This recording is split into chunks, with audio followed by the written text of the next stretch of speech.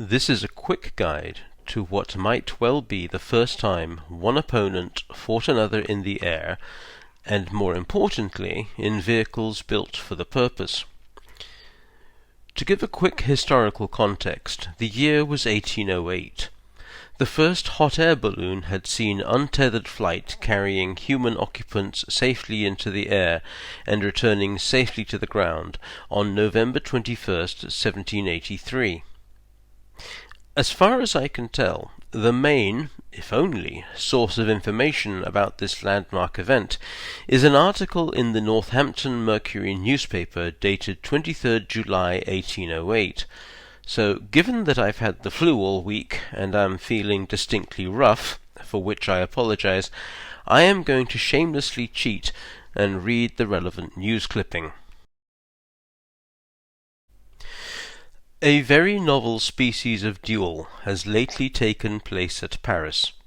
Monsieur Grandpré and Monsieur Le Pic, having quarrelled about Mademoiselle Thérèse, a celebrated opera dancer who was kept by the former but had been discovered in an intrigue with the latter, a challenge ensued. Being both men of elevated minds, they agreed to fight in balloons, and in order to give time for their preparation, it was determined the duel should take place on that day month.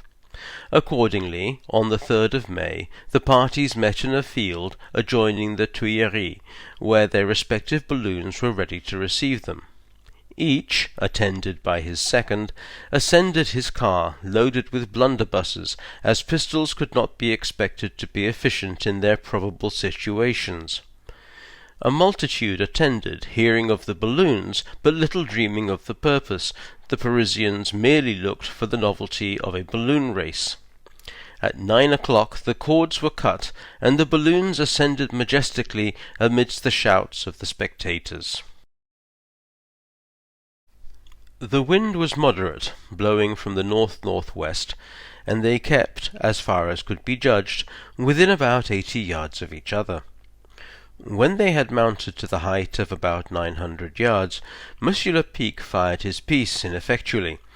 Almost immediately after, the fire was returned by Monsieur Grandpré, and penetrated his adversary's balloon, the consequence of which was its rapid descent, and Monsieur Le Pic and his second were both dashed to pieces on a housetop, over which the balloon fell. The victorious Grandpré then mounted aloft in the grandest style, and descended safe with his second about 7 leagues from the point of his ascension.